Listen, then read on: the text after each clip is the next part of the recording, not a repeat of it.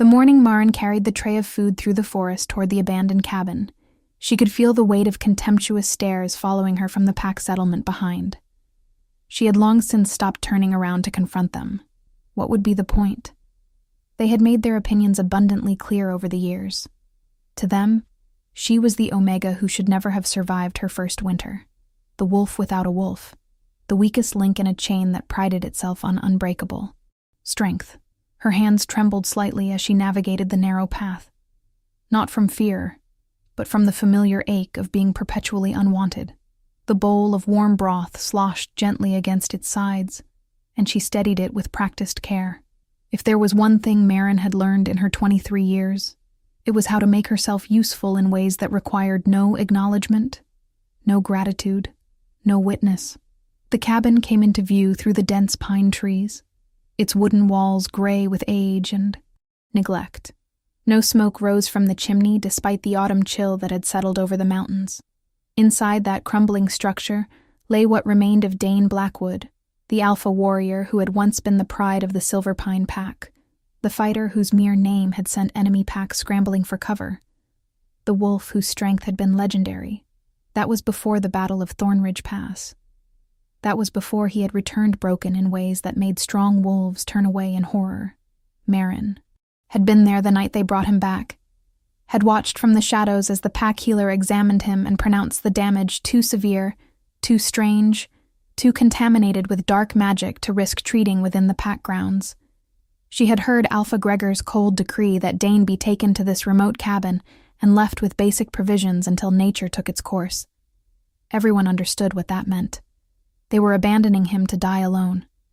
She knocked softly before entering, though she knew he likely would not respond. The interior was dim and stale, illuminated only by weak sunlight filtering through gaps in the shuttered windows. Dane lay on the narrow bed in the corner, his massive frame somehow diminished by suffering, his once golden skin now pale and marked with scars that seemed to writtle and shift like living things. His eyes were closed, but she knew he was not sleeping. The tortured set of his jaw, the way his fingers clenched and unclenched against the rough blanket. These told her he was enduring another wave of whatever agony the dark magic had inflicted upon him. Maren set the tray down on the rickety table and moved to open the shutters slightly, letting in fresh air and light. She had learned that he could not tolerate too much brightness, that it somehow intensified his pain, so she was careful to create only gentle illumination. If you are enjoying this story, please take a moment to like this video and let me know in the comments what you think of Maren's compassion. Your support means everything, and helps me bring you more stories like this one. She began her routine with quiet efficiency, changing the water in the basin, checking the bandages on his worst wounds, stirring the fire back to life in the hearth. Dane had not spoken a single word in the 3 weeks since she had started coming here. Sometimes his eyes would track her movements with an expression she could not quite read, something between confusion and wariness, as if he could not understand why anyone would voluntarily enter this place of suffering. Other times he seemed barely aware of her presence at all, lost in whatever nightmares the corruption had planted in his mind. Maren did not mind the silence. She had lived most of her life in variations of silence. The silence of being overlooked, the silence of having no wolf to commune with, the silence of a voice that mattered to no one. As she worked, she began to hum softly, one of the old songs her grandmother had taught her before the elders had forbidden such music. The pack leadership had declared those ancient melodies superstitious nonsense, remnants of a primitive time before the packs had organized into their current hierarchical structures. But Maren's grandmother had been insistent, teaching her the songs in secret during her childhood, making her memorize every note, every word of the old language that few wolves still understood. At the time, Maren had not questioned why this music mattered so much to her grandmother. She had simply loved the way the melodies made her feel connected to something larger than her small, insignificant existence. Now, in this cabin, singing to a dying alpha that no one else cared about, she understood that perhaps her grandmother had known something the rest of the pack had forgotten. The song that rose from her throat was one of healing and comfort. a lullaby meant to ease the transition between the physical and spiritual realms. She did not know if Dane could hear it, did not know if it brought him any relief, but she sang anyway because it was the only gift she had to offer. As the melody filled the small cabin, she noticed something she had not observed before. The writhing movement of the scars on Dane's skin seemed to slow slightly, their frantic pulsing becoming more rhythmic, almost as if they were responding to the cadence of her song. His clenched jaw relaxed by a fraction, and the lines of agony etched across his forehead smoothed just enough to be perceptible. Marin continued singing as she spooned broth carefully into his mouth, supporting his head with surprising gentleness given how heavy it must be. He swallowed reflexively, his body accepting the nourishment, even if his mind was far away. When she finished her tasks and prepared to leave, she sang one final verse, a blessing of protection through the dark hours. She did not see the way Dane's eyes opened slightly as she closed the door behind her, did not see the first glimmer of awareness that pierced through the fog of his torment, did not know that for the first time since the battle, he had felt something other than excruciating pain. She walked back through the forest toward the pack settlement, her empty tray tucked under her arm, and tried to ignore the group of younger wolves who had positioned themselves along the path specifically to intercept her. Their leader was Senna, a beautiful beta female who had once competed for Dane's attention back when he had been whole and powerful. The irony of her cruelty now was not lost on Marin. Senna stepped directly into Marin's path, forcing her to stop. The other wolves formed a loose circle around them, their expressions ranging from amusement to outright hostility. "You are still wasting your time on the ruined Alpha," Senna said, her voice dripping with contempt. "Tell me, Marin, what exactly do you think you are accomplishing? Do you believe your pathetic songs and your Omega sympathy are going to magically heal what an entire pack of warriors could not fix? Or perhaps you think that if you nurse him devotedly enough, he will wake up one day and claim you as his mate out of gratitude?" The surrounding wolves laughed, the sound harsh and mocking. Marin kept her expression carefully neutral, her eyes fixed on a point just past Senna's shoulder. She had learned long ago that showing emotion only encouraged them, that the fastest way through these encounters was to endure them silently until they grew bored. But Senna was not finished. She stepped closer, invading Marin's space with deliberate aggression. "You are an embarrassment to this pack," she hissed. "An Omega without a wolf, without strength, without purpose, and now you attach yourself to another broken thing, as if that somehow gives your existence meaning. Alpha Gregor is right to forbid this foolishness. Dane Blackwood is already dead. His body just has not realized it yet. You hovering over him like some kind of delusional nursemaid only prolongs the inevitable and makes us all look weak. Strong packs do not coddle the damaged, Marin. Strong packs cut away the diseased parts before the rot can spread. Maybe you should consider that you are the rot, that your very presence weakens those around you." One of the male wolves spoke up then, his tone falsely sympathetic. "Perhaps we should tell Alpha Gregor that Marin has been defying his direct orders, that she continues to visit the contaminated Alpha. Despite being warned away, I am sure he would be interested to know about this ongoing disobedience." Marin finally allowed herself to meet Senna's eyes, and what the beta saw there made her take an involuntary step backward. There was no fear in Marin's gaze, no shame, no retreat. There was only a quiet, unshakable certainty that unsettled something deep in Senna's chest. "I am not defying anyone," Marin said softly. "Alpha Gregor forbade pack members from having contact with Dane. I am not pack. Remember, you have all made that abundantly clear my entire life. I have no wolf, therefore I have no true connection to pack law. I am simply a servant who performs tasks no one else wants to do, including caring for the dying. If Alpha Gregor has an issue with how I spend my free time, he is welcome to address it with me directly." She stepped around Senna and continued walking, her heart pounding but her stride steady. Behind her she heard Senna's furious whisper promising that this was not over, that Marin would regret her insolence. But those were threats Marin had heard in various forms her entire life, and she had learned to let them wash over her like rain. That evening, as the pack gathered for the communal meal, Maren sat in her usual spot at the far edge of the gathering, a position that marked her as present, but not truly included.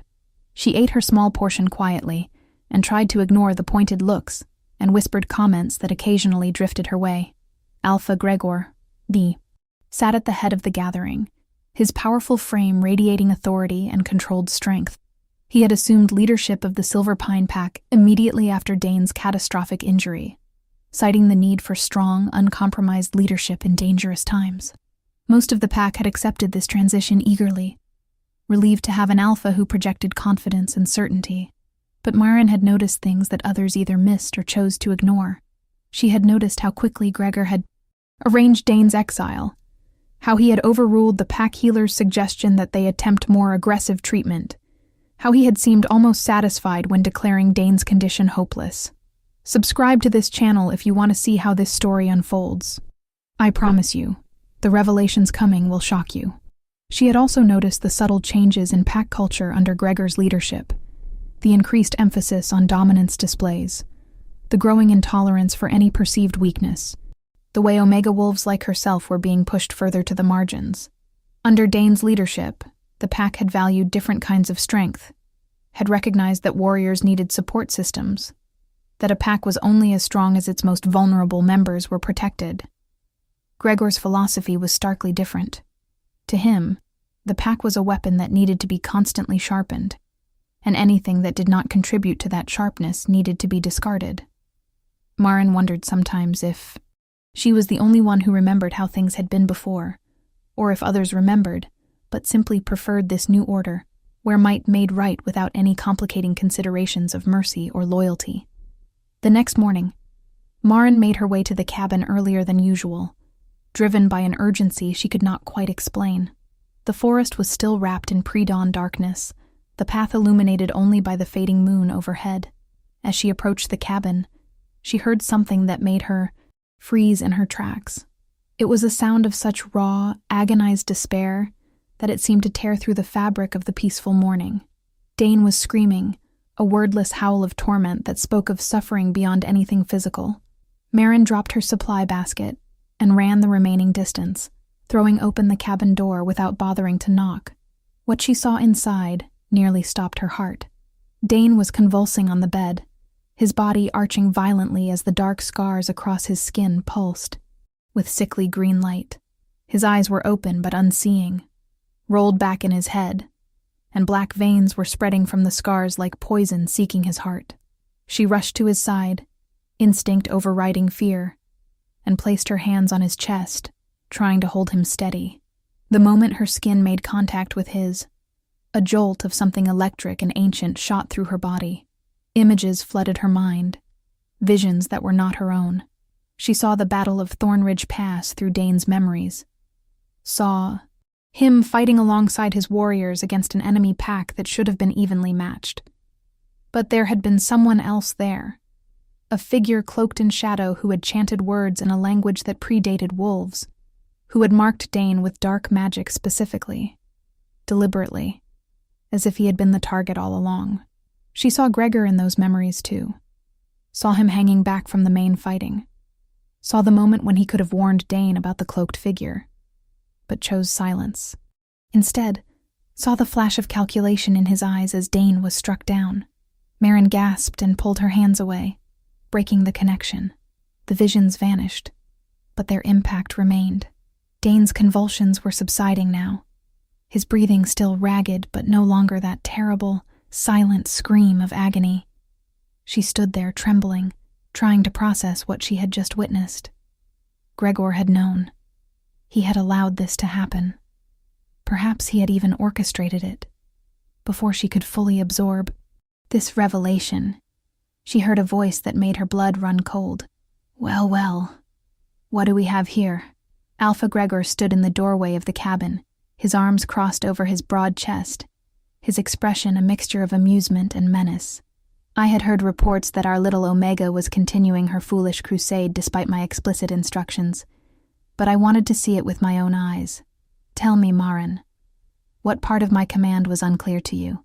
Maren straightened, placing herself between Gregor and the bed where Dane lay vulnerable, "Your command was perfectly clear, Alpha," she said, her voice steadier than she felt. "As I explained to Senna, I did not consider it applicable to me since I am not truly Pack. But if you are issuing a direct order specifically to me now, then I will listen." Gregor's eyes narrowed dangerously. "Do not play word games with me, girl. You know exactly what I meant. This contaminated wolf is a danger to everyone around him. That dark magic could spread, could infect others, could destroy the entire pack. By continuing to expose yourself to him, you are putting all of us at risk. The kindest interpretation of your actions is that you are dangerously naive. The more realistic interpretation is that you are deliberately undermining my authority and endangering your packmates through your stubborn attachment to a lost cause." He stepped further into the cabin, his dominant alpha energy pressing against Marin like a physical weight. She felt her knees, wanting to buckle, felt the instinctive Omega urge to submit to superior rank, but something inside her resisted. "Let me make this absolutely clear," Gregor continued. "You will cease all contact with Dane Blackwood immediately. You will not bring him food, you will not tend his wounds, you will not set foot in this cabin again. If I hear that you have disobeyed this direct command, I will have you banished from Silverpine territory permanently. An Omega alone in the wilderness rarely survives more than a few days. Is your sentimental attachment to a dying wolf worth your life?" Marin met his gaze and saw something flicker there, something that looked almost like fear beneath the anger. "Why do you care so much, Alpha?" she asked quietly. "If Dane is truly dying, if he poses no threat, why does it matter if I ease his final days? Unless there is something about his survival that concerns you." The temperature in the cabin seemed to drop several degrees.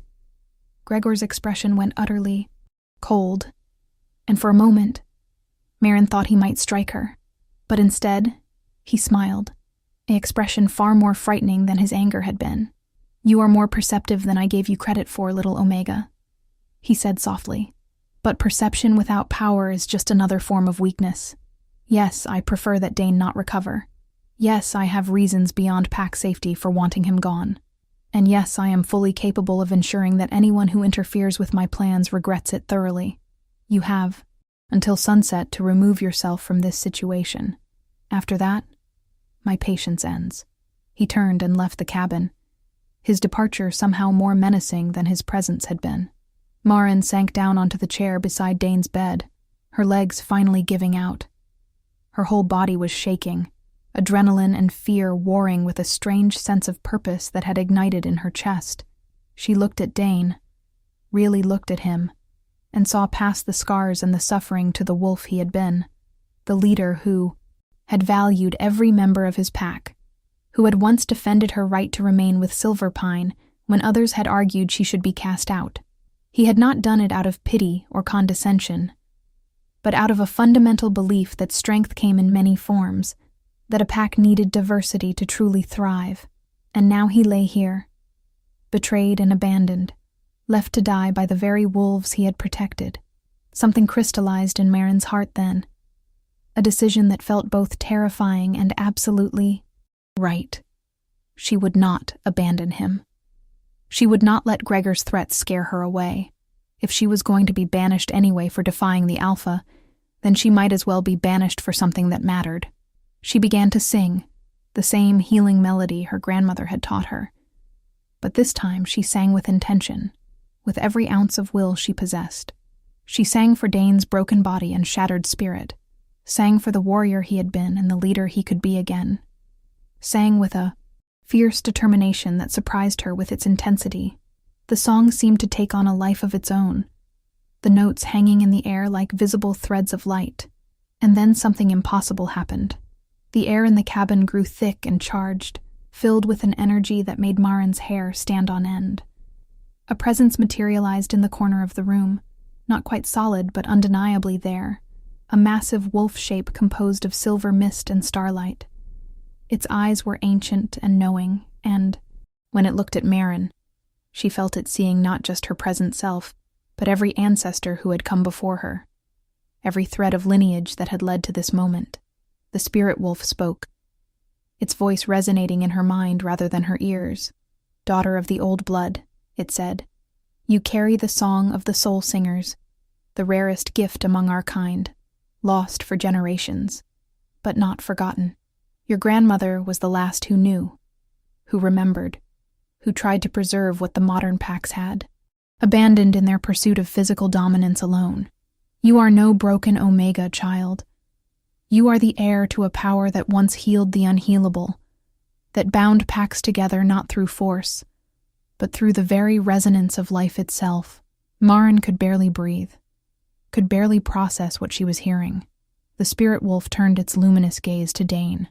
And this one, it continued, carries the blood of the first alpha, the original father of all werewolf packs, a lineage of such concentrated power that it attracts corruption, like a beacon attracts moths. The dark magic that struck him down was no random attack. It was a carefully crafted curse designed specifically to destroy one of first alpha blood, to twist his strength into agony, to ensure he could never rise to claim his birthright. The birthright that Gregor fears, Maren whispered, understanding flooding through her. The spirit wolf inclined its great head. The current alpha is not without his own gifts, but he knows he could never hold leadership if Dane Blackwood were to fully awaken to what he truly is. So he engineered a trap, used enemy packs and dark magic to eliminate his rival, and now works to ensure that elimination is permanent. But fate, it seems, had other plans. Fate brought you here, little soul singer. Brought you to sing the old songs over a dying descendant of the first alpha. Do you understand what you have begun? The spirit wolf moved closer, its form seeming to grow more solid and defined. Your songs have been keeping the curse at bay, preventing it from consuming him entirely, giving his body time to fight back. But mere survival is not enough. To truly heal him, to burn away the dark magic and restore what was taken, you must complete the ancient rite of soulbinding. You must tether your spirit to his and sing the song of awakening that will call him back from the edge of death. What Maren did not know, what the spirit did not tell her yet, was that soulbinding would link her life, forced to Dane's permanently, that his pain would become her pain, that his fate would be inextricably tied to hers in ways that could never be undone.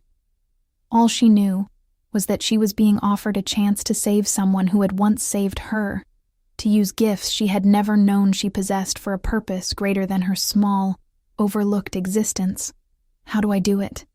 She asked, her voice barely above a whisper. The spirit wolf began to fade, its purpose apparently fulfilled by this first revelation. The song is already in you, passed down through your bloodline, waiting to be remembered. When the moon reaches its apex tonight, sing from your soul rather than your throat. Let the melody carry your intention, your will, your very essence into the darkness that surrounds him. Call him by his true name, the name written in the stars before he was born into flesh. And be warned, young one, this path will cost you everything you thought you knew about yourself, about your place in the world, about what it means to be weak or strong. Are you willing to pay that price? Before Maren could answer, the spirit vanished completely, leaving her alone with Dane, and a choice that would alter the course of both their lives. She sat in the quiet cabin, as morning light slowly filled the space, watching Dane's chest rise and fall with labored breaths, and felt the weight of destiny settling onto her shoulders. She had been mocked and marginalized her entire life for being different, for being incomplete, for failing to manifest a wolf form like every other shifter. But what if her difference had always been leading to this moment? What if her grandmother had known, had prepared her, had given her the tools she would need when the time came? Maren reached out and took Dane's hand, his skin burning with fever beneath her touch. I do not know if you can hear me, she said softly. I do not know if any part of you is still aware in there. But I want you to know that I am not leaving. Gregor can threaten banishment. The pack can mock me. The entire world can tell me I am wasting my time on a lost cause. I am staying. Whatever this soul-binding ritual requires, whatever price it demands, I am willing to pay it. Because you deserve better than to die alone and forgotten, betrayed by the very wolves you gave everything to protect. She spent the rest of the day preparing, cleaning the cabin more thoroughly than she ever had before, gathering specific herbs that her grandmother's teachings suggested would amplify her song, creating a circle of stones around Dane's bed in a pattern that felt right, even though she could not have explained why. As sunset approached, she heard voices outside, angry and getting closer. It seemed Gregor had decided not to wait until the deadline he had given her. The cabin door burst open and Senna strode in, flanked by 3 large male warriors. "Alpha Gregor sends his regards," Senna said with vicious satisfaction, "since you chose to ignore his generous warning. He has instructed us to remove you from the premises by force if necessary, and to ensure you understand the consequences of defiance." The males moved to grab Marin, but she stepped forward to meet them, her chin raised, her eyes blazing with a determination that made them hesitate. "If you touch me," she said clearly, "you will regret it. Not because I can fight you, obviously I cannot, but because I am under the protection of powers far older than Alpha Gregor, powers that do not take kindly to interference in matters of destiny." Senna laughed, the sound harsh and disbelieving. Listen to her, playing at being mystical and important. "You are nothing, Marin. You have always been nothing. These delusions of grandeur just make you pathetic." But one of the warriors, an older wolf named Garrett, who had served under Dane for many years, was looking at Marin with an expression of dawning recognition. "The way you are standing," he said slowly. "The symbols you have drawn in. Stones. Those are soul singer markings. I thought they were just legends, stories the elders told to make Omega wolves feel like they had worth beyond servitude. But you actually carry that bloodline, do not you? My great-grandmother used to speak of them. Said they were healers who could perform miracles that no amount of physical strength could accomplish." Senna rolled her eyes in exasperation. "Soul singers are myths, Garrett. Fairy tales for children. Do not let this desperate Omega manipulate you with superstitious nonsense. We have our orders. Seize her." But Garrett did not move, and neither did the other 2 warriors. There was something in the air of the cabin now, a thickness and weight that even non-sensitive wolves could feel. It pressed against them, neither welcoming nor hostile, but undeniably present. Marin could feel it too, could feel the ancient power responding to her intention, preparing to manifest. "If you try to stop what is about to happen here," she said quietly, "you will be fighting against forces that predate the very concept of pack hierarchy. I am asking you to leave. Tell Alpha Gregor that his deadline has passed and his threats are meaningless. Tell him that Dane Blackwood will live, that his careful plans are unraveling, and that there are still wolves in this world who remember what loyalty truly means." Senna took a step forward, her hand raised to strike Marin across the face. But the moment she crossed the threshold of the stone circle, a force like invisible wind knocked her backward. She crashed into the cabin wall with a yelp of shock and pain. The 3 warriors immediately moved to defensive positions, their eyes wide as they scanned for the source of the attack. There was nothing to see, no enemy to fight, just the quiet cabin and the small Omega woman standing protectively beside a dying Alpha's bed. Garrett grabbed Senna's arm and hauled her toward the door. "We are leaving," he said firmly. "Now, this is beyond our pay grade and beyond Alpha Gregor's authority. Some things are sacred, some bonds are written in the stars, and wolves who interfere with the workings of fate tend to meet unpleasant ends." Senna struggled in his grip, sputtering protests, but Garrett was immovable. As they left, he looked back at Marin one last time. "I will do what I can to buy you time," he said. "But understand that Alpha Gregor will not accept this quietly. Whatever you are about to do, you need to do it fast." The cabin fell silent again, and Marin turned her attention fully to the ritual ahead. The moon was rising. She could feel its pull in her bones, could sense the alignment of energies that would make the soulbinding possible. She knelt beside Dane's bed and placed one hand over his heart, feeling the erratic, weakening rhythm beneath her palm. With her other hand, she reached up to touch her own chest, creating a physical bridge between them, and then she began to sing. But this was unlike any song she had ever sung before. This melody came from a place deeper than memory, rose from the very core of her being, from the genetic legacy of every soul singer who had ever lived. The words were in the old language, the primal tongue that wolves had spoken before they learned human speech, and they carried with them the weight of creation itself. As she sang, the scars on Dane's body began to glow, but this time, the light was not the sickly green of corruption. It was silver, pure and clean, burning. Away the darkness like morning sun dispelling fog. Dane's body convulsed again, but these were not the tortured spasms of before. This was the violent rejection of foreign magic, the body's own healing forces finally finding the strength to fight back. Myron sang louder, pouring every ounce of her will into the melody, and she felt something tear inside her chest, a sensation of profound opening, as if a door that had been locked her entire life was finally swinging wide. Power flooded through, her, ancient and vast, and she understood in that moment that she had never been wolfless. Her wolf had simply been sleeping, waiting for the moment when she would be strong enough to bear the weight of her true nature. Her form began to shimmer and shift, bones restructuring, senses sharpening. And when the transformation completed, Maren found herself standing on 4 legs for the first time in her life. Her wolf form was smaller than most, built for speed and grace rather than combat. But her fur shimmered with an otherworldly silver light, and her eyes glowed with the same ancient power that now pulsed through the cabin.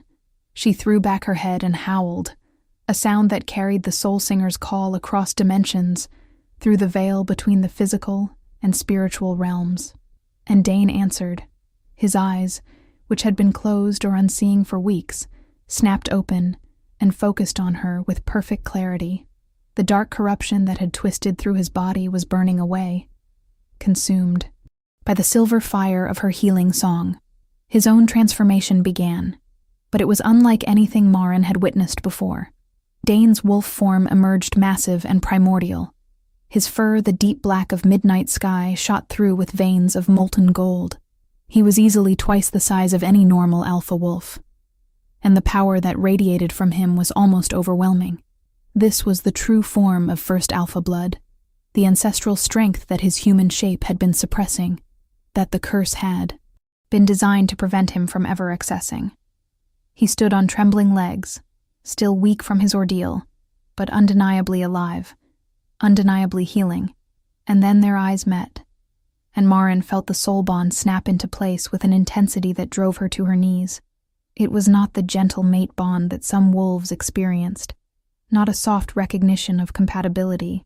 This was a fusion of destinies, a linking of souls so complete that she could feel his emotions as clearly as her own, could sense his thoughts hovering at the edge of her consciousness, could experience his strength flowing into her, even as her healing gifts poured into him. In that connection, Dane saw everything that Maren had endured, every moment of mockery and marginalization, every lonely night wondering if she had any value at all, every act of quiet courage that no one had acknowledged.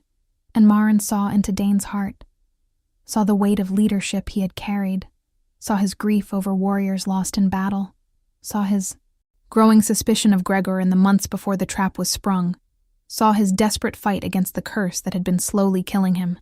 They saw each other completely, without filters or pretense, and in that moment of absolute vulnerability, something profound shifted between them. This was not a bond forged by convenience or biological imperative. This was a choice they were both making in real time, a decision to trust despite every reason not to open themselves to another person in ways that could lead to both transcendent joy and devastating pain. Slowly, both of them shifted back to human form, the transformation leaving them kneeling on the cabin floor facing each other. Dane's hand rose to cup Maren's face with a gentleness that seemed impossible from someone who had been nearly dead moments before. "You saved me," he said, his voice rough from weeks of disuse but filled with wonder.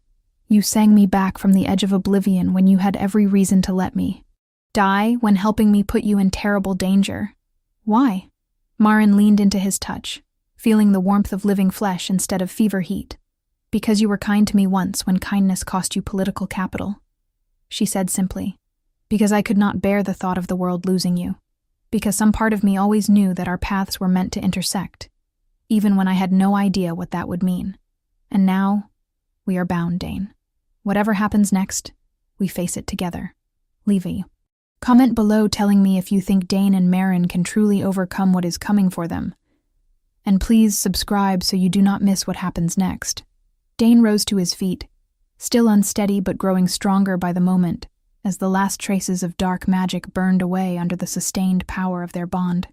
We need to leave this place, he said, his tactical mind already working through their situation. Gregor will have felt the surge of power when you completed the soulbinding. He knows, now that I am not only alive but stronger than before, and he will move quickly to eliminate us both before we can challenge his leadership. How much time do you think we have? Maren considered, reaching out with her newly awakened senses to feel the energy of the pack lands around them. Hours, maybe less. Garrett will delay as long as he can. But Gregor is not stupid. He will marshal his most loyal warriors and come at us with everything he has. Dane nodded grimly. Then we use that time to prepare. I need you to tell me everything the spirit showed you, everything you learned about soul singer abilities. If we are going to survive what is coming, we need to understand exactly what we are capable of together. They spent the next hours in intense preparation, Maren sharing the fragmented knowledge her grandmother had passed down. Dane drawing on his tactical experience to turn spiritual gifts into practical advantages. He explained that as an alpha of first blood, he could channel power through pack bonds to strengthen wolves loyal to him. But that ability had been dormant because he had not fully understood his own lineage. The curse had actually been doing him a twisted favor by forcing him to confront the depths of his heritage, by burning away the limitations he had unconsciously placed on himself. Now, fully awakened and bonded to a soul singer, he could do things that modern alphas had forgotten were possible. He could sense the true loyalty of every wolf in his former pack, could feel the threads of connection that bound them to Silverpine territory, could identify exactly who served Gregor out of genuine allegiance versus who followed him out of fear or convenience. The knowledge was both empowering and sobering. Gregor had spent his time in power, carefully cultivating a core of wolves who shared his brutal philosophy, warriors who valued dominance over all other considerations. But there were still many in the pack who remembered Dane's leadership, who had been uncomfortable with the changes Gregor implemented, who had been quietly horrified by the decision to abandon their former alpha to die alone. Those wolves could be rallied, could be reminded of what the Silverpine pack had once stood for, but it would require Dane and Maren to survive long enough to make their case, and Gregor was not going to give them that opportunity if he could help it. As dawn broke over the mountains, Dane stood at the cabin window, his enhanced senses detecting movement in the forest. "They are coming," he said quietly. 20 wolves at least, probably more hanging back as reinforcements. Gregor is leading them personally. Maren joined him at the window, her own newly awakened wolf senses confirming his assessment. "Can we fight them?" she asked, though she already suspected the answer. Dane shook his head. "Not yet. I am stronger than I was, but I am not fully recovered, and you are still learning to access your gifts.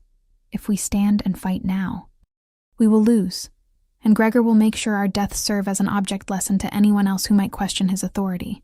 We need to retreat, buy time, gather allies." He turned to face her fully, his expression serious. "What I am about to ask you to do will be difficult and frightening, but it is our best chance of survival. I need you to use your soul singer abilities to mask our presence, to create a kind of spiritual camouflage that will make us nearly impossible to track. It will drain you significantly, and you will need to maintain it for hours while we travel to neutral territory. Can you do that?" Maren thought about the songs her grandmother had taught her, searching her inherited knowledge for anything that might accomplish what Dane was describing. There was something, a melody of concealment and misdirection, that soul singers had once used to protect vulnerable pack members during times of war. She had never attempted it before, had not even known it was possible until this moment. But the knowledge sat in her mind like a memory that belonged to someone else. "I can try," she said, "but if it fails, If they catch us anyway, then what? Dane smiled, a fierce expression that reminded her of the legendary warrior he had been. Then we make our stand and we make it count. But I do not think it will come to that. You are stronger than you realize, Mirren. You have always been stronger than anyone gave you credit for, including yourself. Trust in the gifts you carry. Trust in the bond we share. We are going to survive this. And when we do, we are going to show Gregor and everyone else exactly what it means to truly lead a pack. They gathered what supplies they could carry and slipped out the back of the cabin, just as Gregor's forces surrounded the front. Maren began singing the concealment song under her breath, feeling the melody wrap around them like invisible fog. It was working. She could sense the warriors passing within meters of their location without detecting them, their senses somehow sliding past where Dane and Maren moved through the forest. But maintaining the song required constant focus and energy, and she could feel it draining her with every step. Dane supported her when she stumbled, his strength bolstering hers through their bond, and together they made slow but steady progress toward the border of Silverpine territory. Behind them, they heard Gregor's furious roar when he discovered the cabin empty, heard him screaming orders to search the surrounding area. But the concealment held, and within an hour, they had crossed into the neutral lands between pack territories. Only then did Maren let the song falter, her legs giving out as exhaustion crashed over her. Dane caught her before she could fall, lifting her easily into his arms despite his own fatigue. "You did beautifully," he murmured, pressing a kiss to her forehead that felt both comforting and significant. "Rest now. I will keep watch and get us somewhere safe." Maren wanted to protest that she could walk, that she did not need to be carried like a child, but her body had other ideas. The combination of her first shift, the soulbinding ritual, and the sustained use of concealment magic had pushed her far beyond her limits. She drifted in and out of consciousness as Dane carried her through the forest, vaguely aware of him moving with purpose toward some destination he had in mind. When she finally woke fully, she found herself in a small cave, a fire burning, cheerfully near the entrance, and Dane keeping watch just outside. He sensed her waking and turned to smile at her, an expression that transformed his normally severe features into something almost boyish. "Welcome back," he said. "You have been asleep for about 6 hours. How are you feeling?" Maren took inventory of her body and was surprised to find that while she was still tired, the bone-deep exhaustion had faded significantly. "I feel better than I expected," she admitted. "Where are we?" "This is old neutral ground," Dane explained, coming to sit beside her near the fire. "A place where pack law does not apply, where wolves can meet and negotiate without worrying about territorial violations. I have been using the time to reach out through the ancestral bonds, calling to wolves who once swore loyalty to me, letting them know I am alive, and that Gregor's rule is built on betrayal and lies. Some of them are responding, Maren. Not all, and not as many as I would hope, but enough to give us a foundation to build on." Over the next several days, wolves began arriving at their hidden camp in ones and twos, mostly older warriors who had served under Dane for years, and younger wolves who had chafed under Gregor's increasingly authoritarian rule. Each arrival was a risk, as any of them could have been a spy sent by Gregor to infiltrate and sabotage. But Dane's enhanced abilities let him sense true loyalty versus deception, and so far every wolf who found them had come with genuine intention to help. Garrett was among the first to arrive, bringing with him detailed information about Gregor's movements and plans. "The false alpha is consolidating power rapidly," Garrett reported. "He has declared you both traitors and promised rich rewards to anyone who brings him proof of your deaths. He is also spreading propaganda that your survival is proof of dark magic contamination, that you are both now corrupted and dangerous to all packs. Some believe it. Many others are skeptical, but afraid to voice their doubts." Maren listened to these reports with growing determination. Gregor was trying to control the narrative, to paint them as the villains in a story where he was the hero protecting the pack from supernatural threats. It was a clever strategy, playing on natural fears about magic and the unknown, but it also revealed his weakness. He was afraid of them, afraid of what they represented, afraid that if wolves learned the truth, his carefully constructed authority would crumble.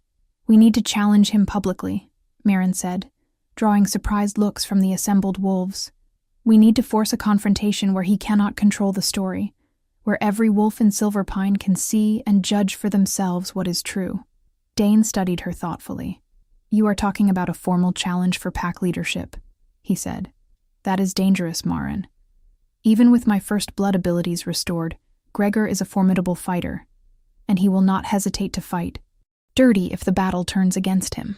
"I know," Marin replied steadily. "But this is not just about strength or combat prowess. A proper challenge requires more than physical dominance. It requires demonstrating superior leadership, wisdom, and connection to the pack's well-being. With my soul singer abilities, I can help reveal the truth of Gregor's betrayal, can show every wolf present the memories of what really happened at Thornridge Pass. Once they see how he engineered your downfall, how he has been manipulating them all along, they will understand what kind of alpha he truly is." The assembled wolves murmured among themselves, some excited by this possibility, others clearly worried about the risks. But Garrett nodded slowly, his expression thoughtful. "It could work," he said. "Challenge law is sacred. Even Gregor would not dare refuse a formal claim to leadership. And if we time it right, during the full moon gathering when all pack members are required to attend, he will not be able to control who witnesses what happens." The plan began to take shape over the following weeks. Dane worked tirelessly to rebuild his strength and reconnect with the deeper aspects of his first blood heritage, learning to channel power in ways that would demonstrate his superior claim to alpha status. Marin trained with her soul singer gifts, practicing the difficult art of projecting memories and truth into the minds of multiple wolves simultaneously. Their bond deepened during this time, moving beyond the initial spiritual connection into genuine partnership and affection.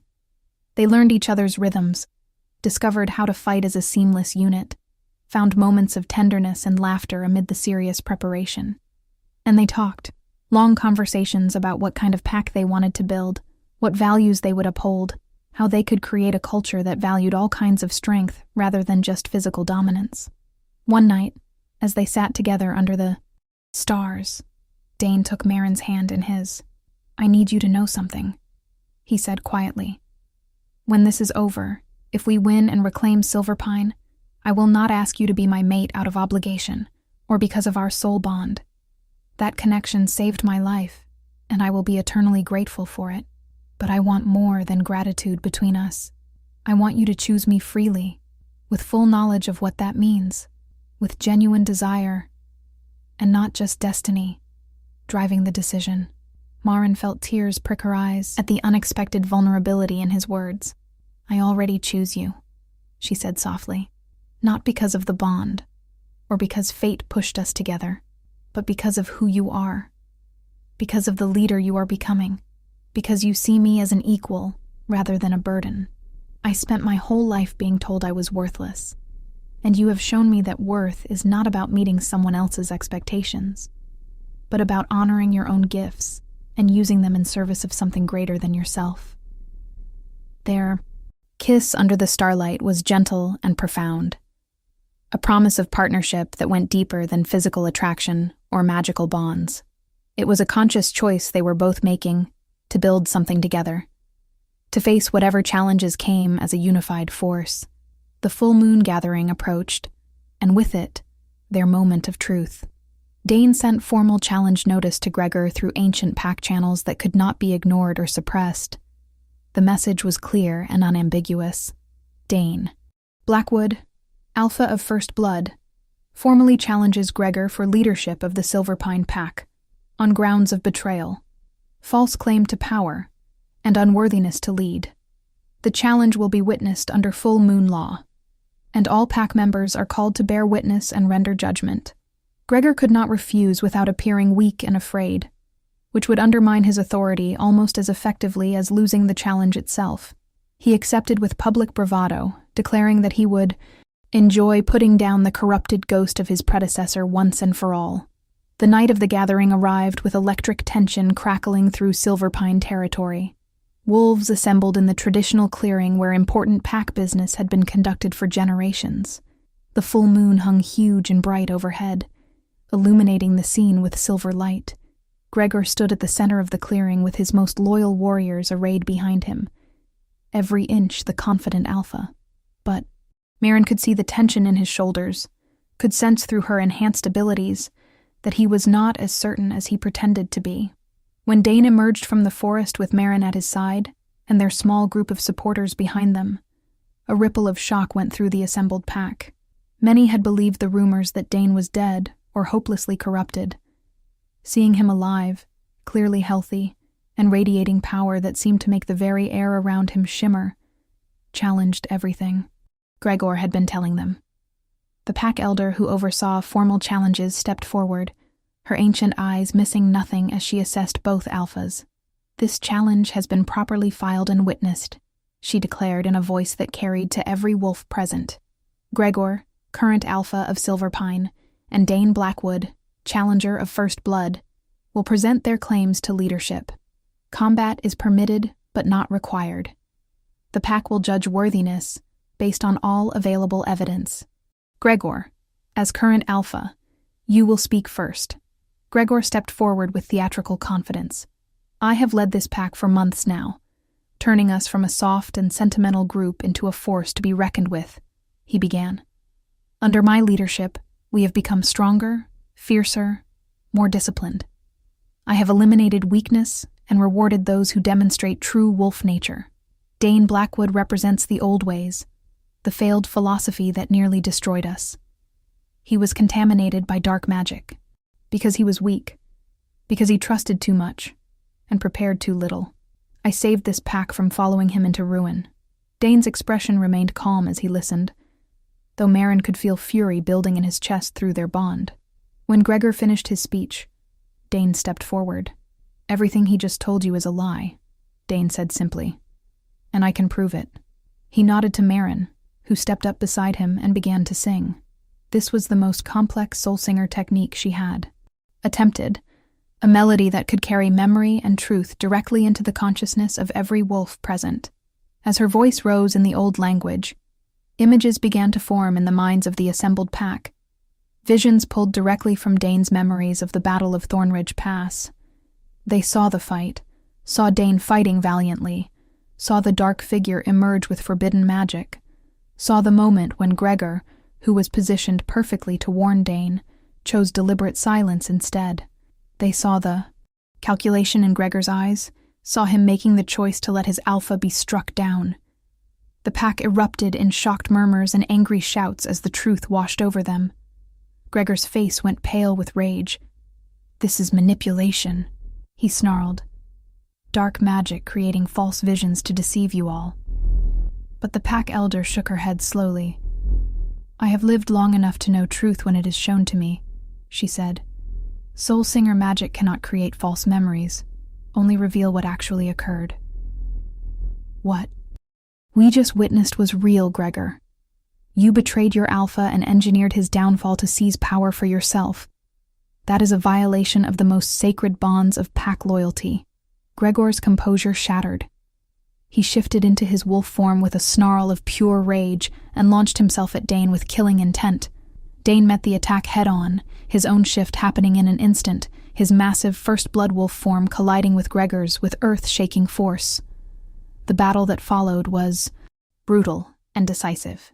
Gregor was a skilled fighter, but he was facing something far beyond his capability to overcome. Dane fought with the accumulated power of every ancestor who had carried First Blood, channeling centuries of strength and skill through his enhanced form. Gregor managed to land several strikes, his teeth finding purchase in Dane's shoulder, his claws raking across ribs.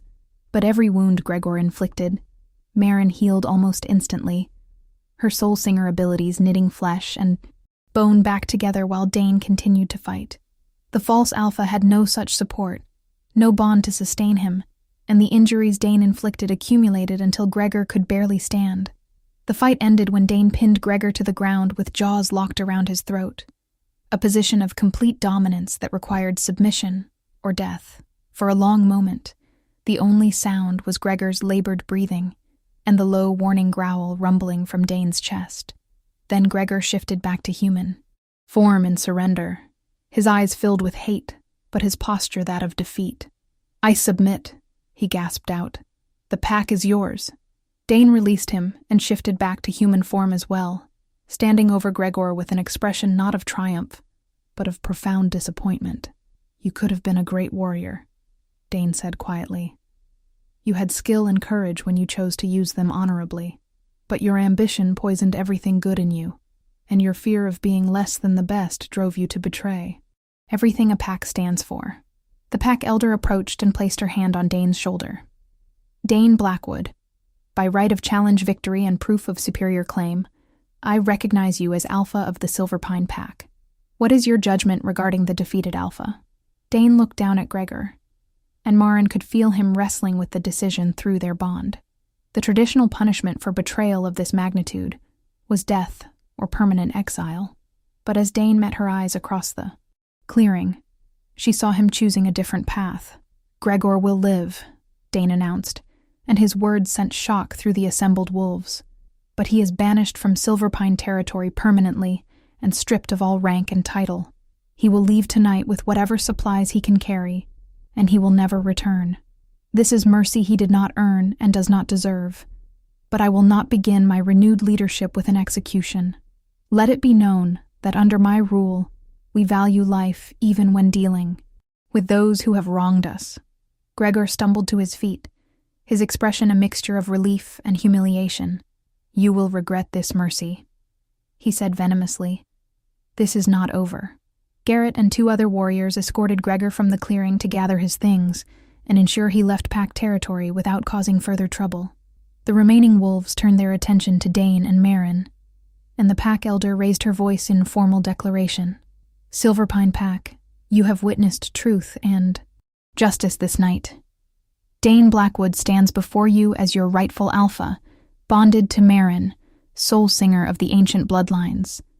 Those who wish to continue as part of this pack will now swear loyalty. Those who prefer to follow Gregor's philosophy may leave in peace." No one left. Even the wolves who had most vocally supported Gregor stepped forward to bend the knee and swear renewed loyalty to Dane.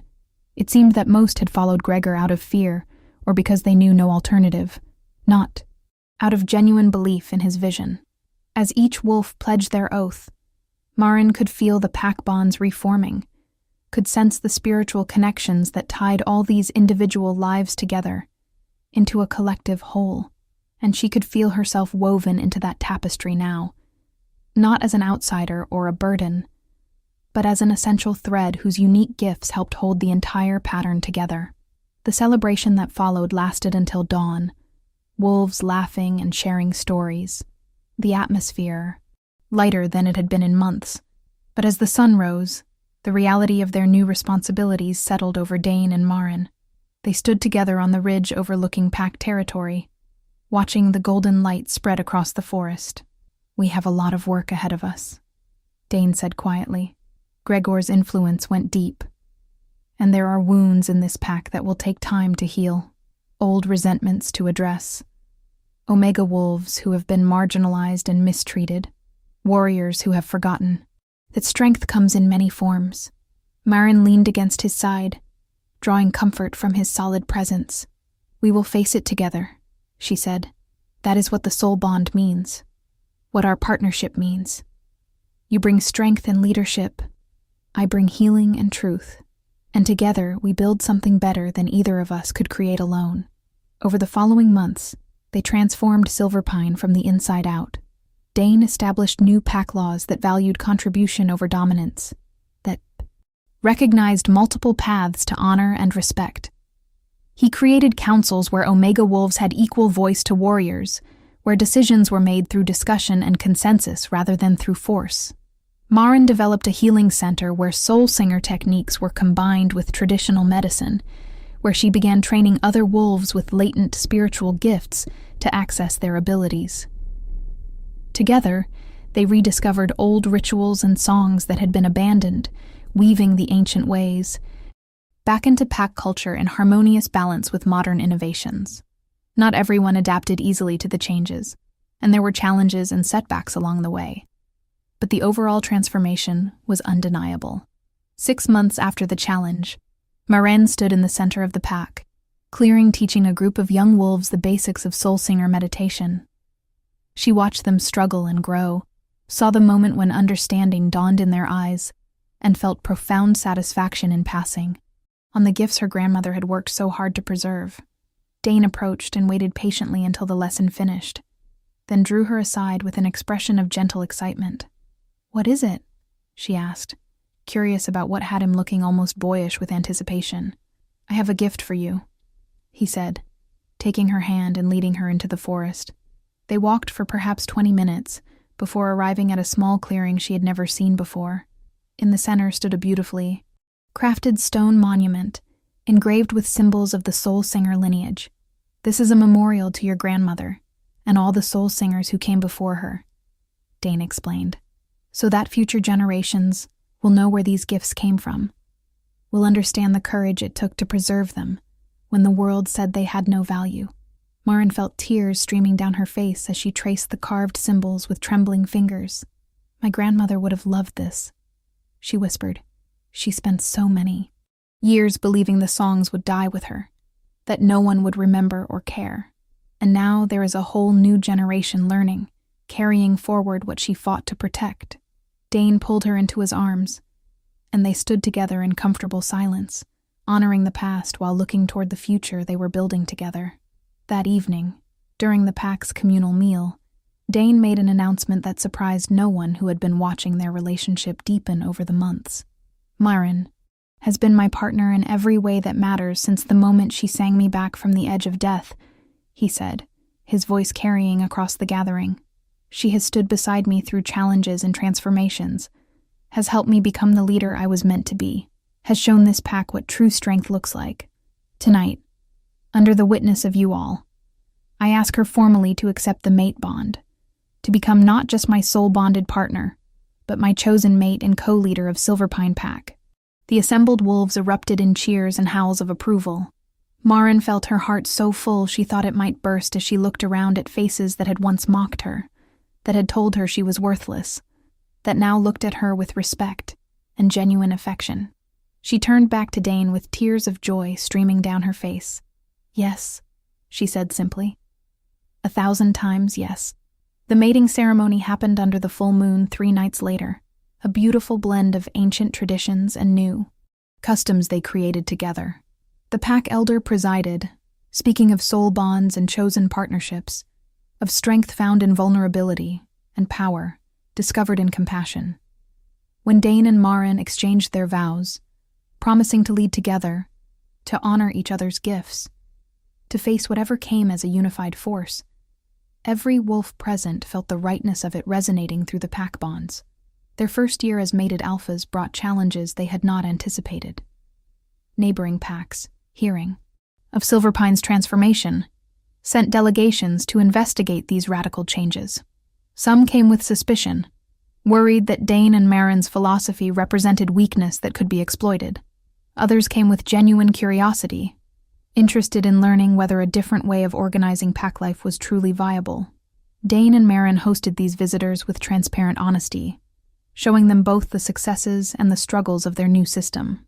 They demonstrated that Omega wolves with developed gifts could contribute as much to pack security as any warrior, that decisions made through consensus led to stronger commitment and follow-through, that a culture of mutual respect created loyalty that force could never inspire. Slowly, gradually, other packs began adopting some of their innovations, creating a ripple effect that spread far beyond Silverpine territory. But not all responses were positive. There were those who saw Dane and Maren's success as a threat to traditional power structures, who worried that if Omega wolves everywhere started demanding equal treatment, the carefully maintained hierarchies would collapse. Rumors began circulating of a coalition forming, packs with traditional values banding together to put down what they called the Silverpine heresy before it could spread further. Dane and Maren knew that eventually they would face a reckoning, that those who benefited from the old ways would not surrender their advantages without a fight. But they also knew they were not alone. They had allies now, packs who had seen the value of their approach, wolves from across territories who had been marginalized under traditional systems and who wanted something better, and they had each other. The soul bond that had started with desperate healing had deepened into a partnership that made them both stronger than they could ever be alone. The confrontation they had been anticipating arrived on a cold autumn morning when scouts reported a massive force approaching Silverpine borders. Representatives from 7 traditional packs, moving together with clear hostile intent. Dane called an emergency council, bringing together his most trusted advisors to assess their options.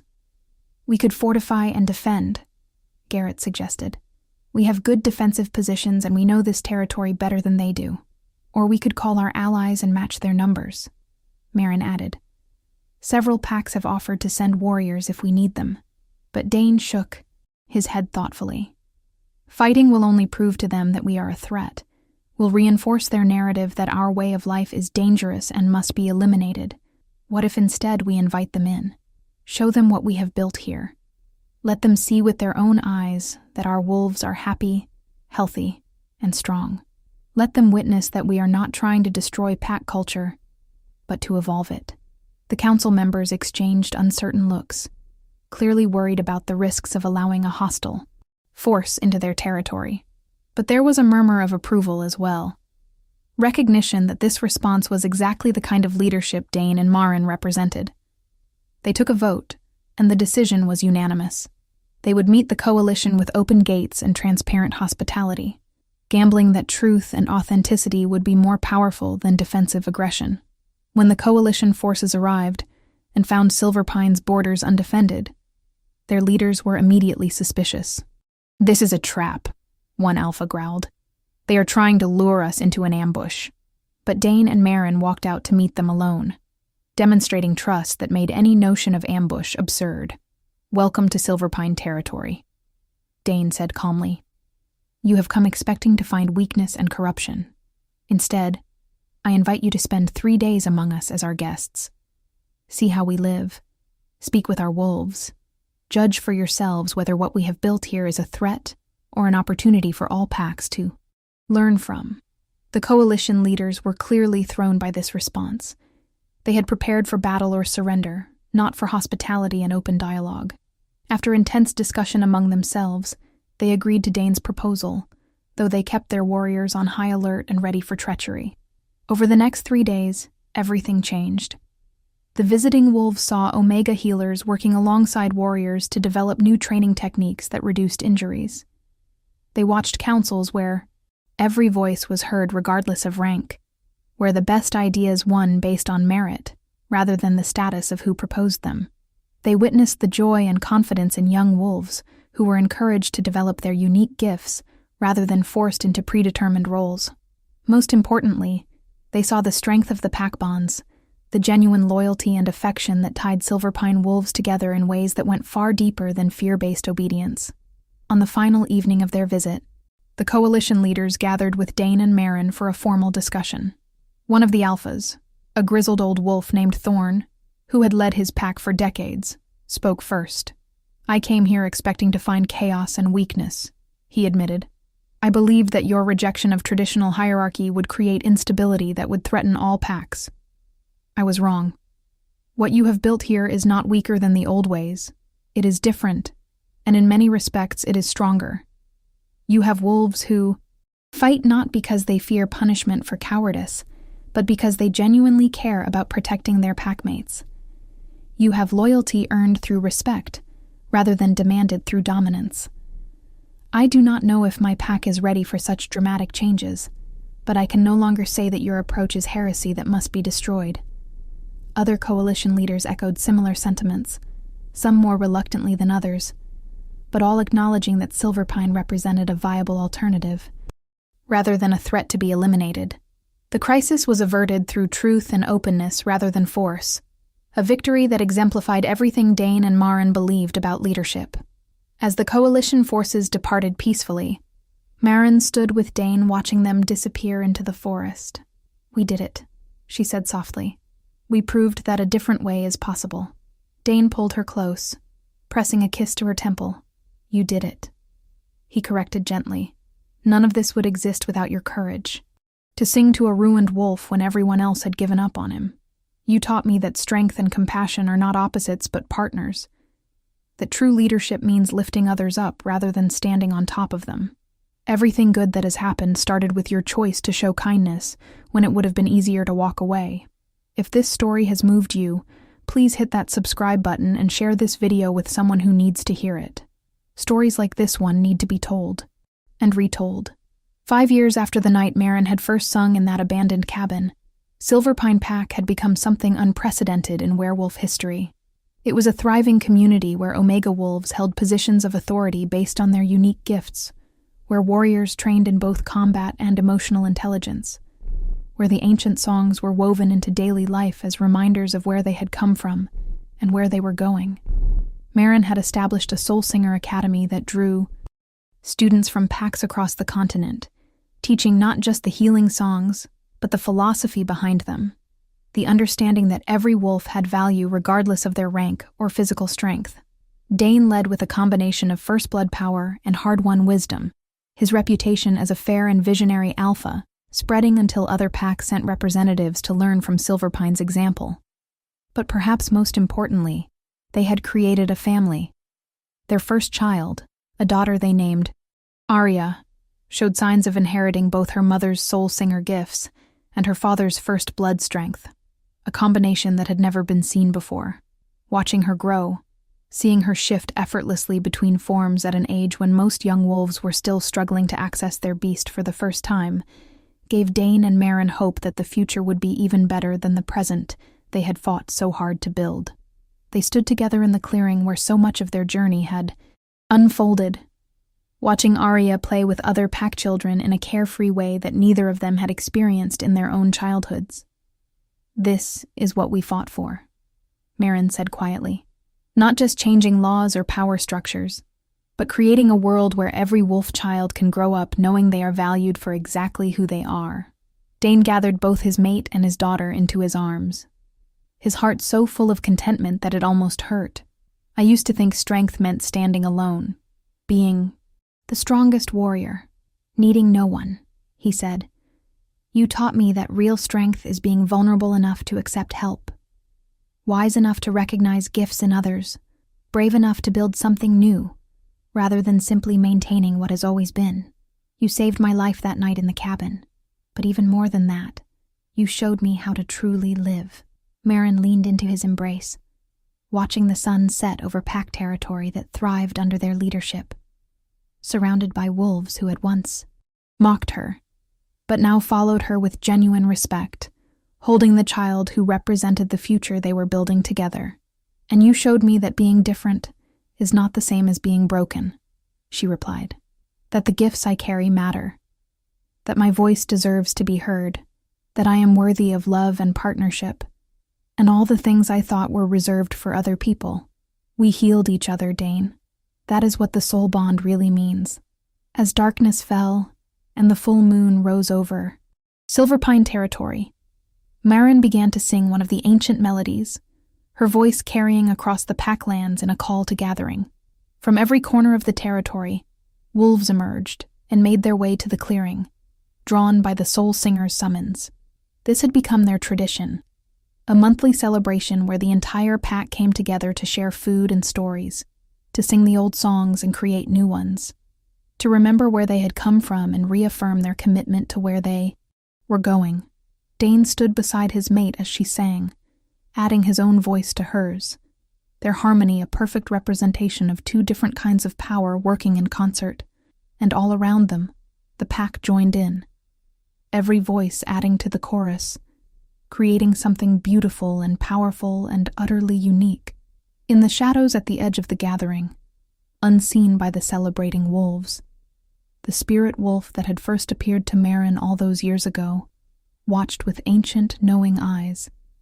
"The old blood remembers," the spirit whispered to the wind. "The song continues, and the future is brighter than even they dare to imagine." The spirit faded into the moonlight, its task complete, its purpose fulfilled. The soul singer and the first alpha had found each other against impossible odds, had transformed not just their own pack, but the very nature of what it meant to live as werewolves in the modern world. Their story would be told for generations, a reminder that true strength comes in many forms, that love and compassion can be as powerful as any physical might, and that sometimes the most broken among us are actually the most perfectly suited to heal the brokenness of others.